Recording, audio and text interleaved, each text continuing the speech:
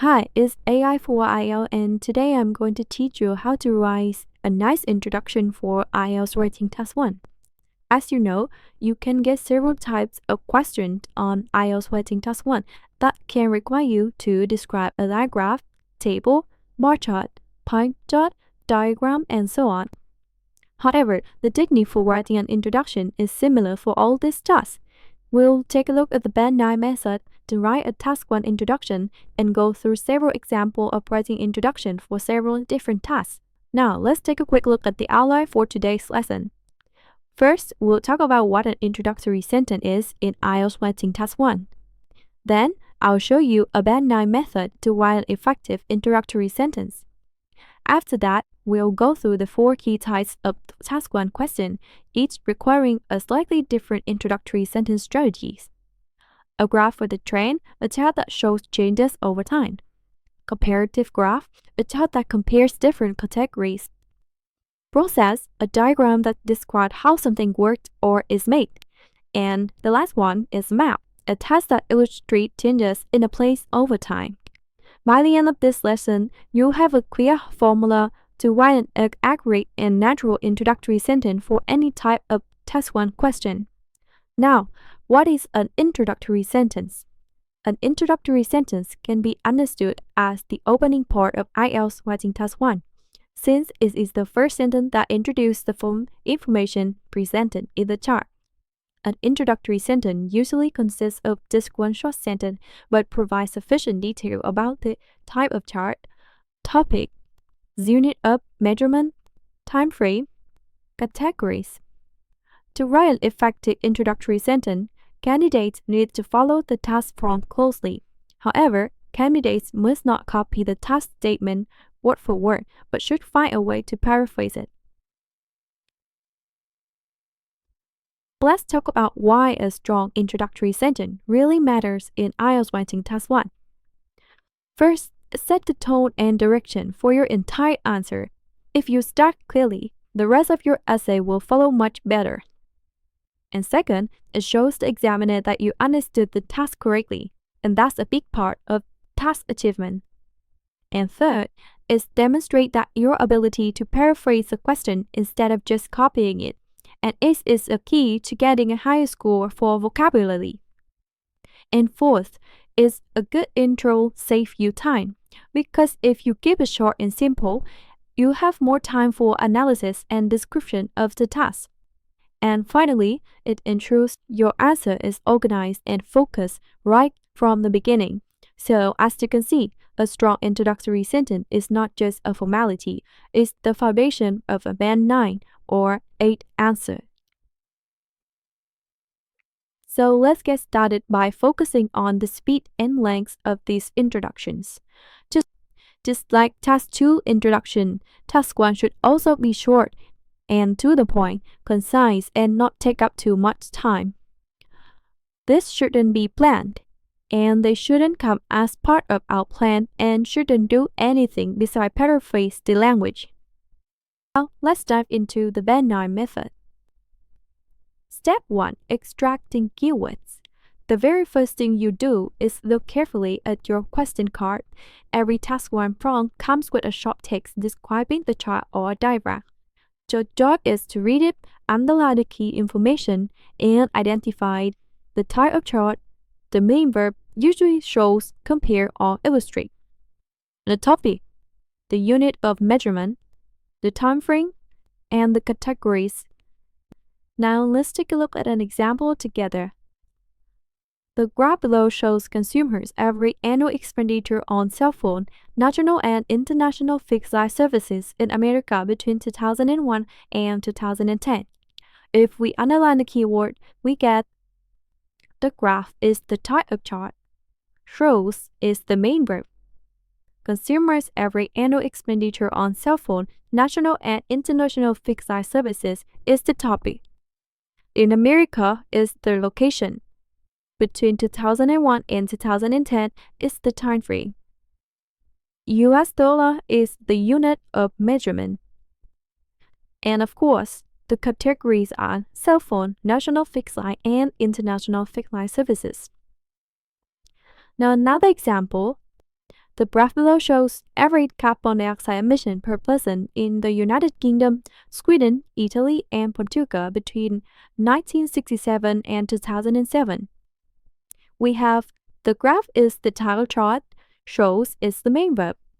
Average carbon dioxide emission per person is the topic. The four nations here are the categories.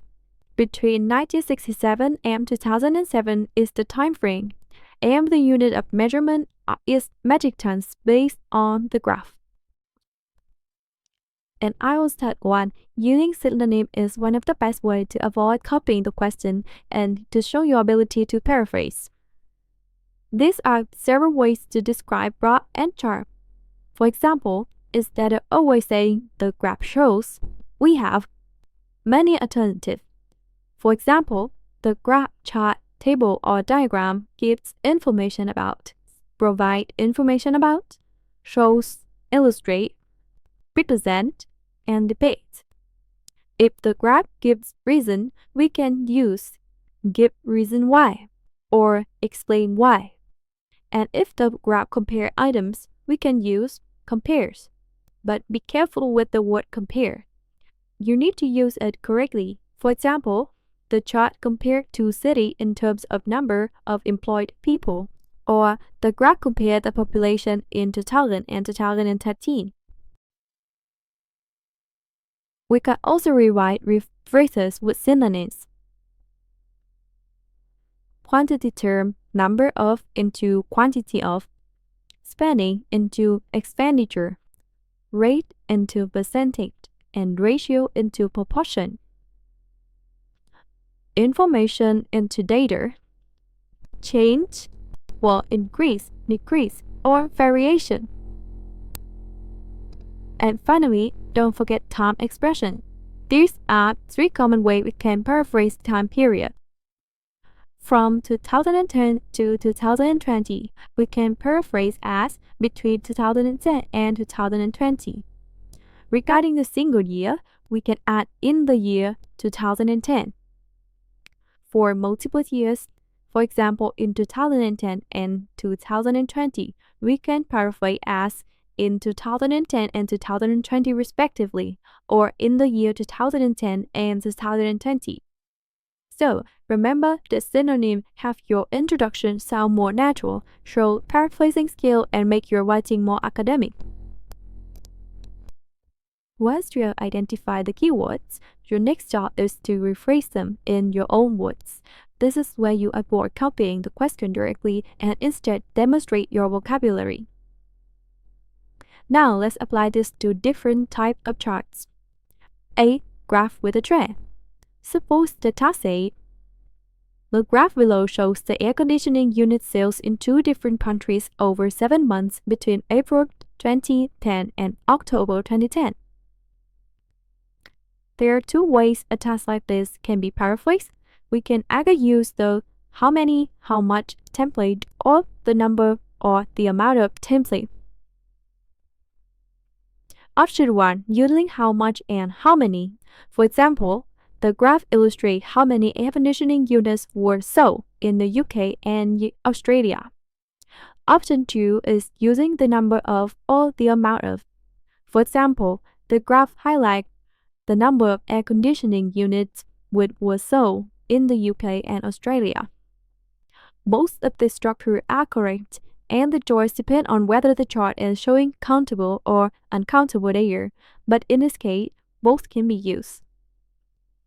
These two templates are essential. If you can master and remember them, you can handle almost any graph with a trend in IELTS Type 1 without worrying about how to start your answer. When you are choosing a structure, ask yourself, is the topic countable or uncountable? To choose between how many versus how much. Is the subject active or passive? For example, how many people visit or how many units were sold?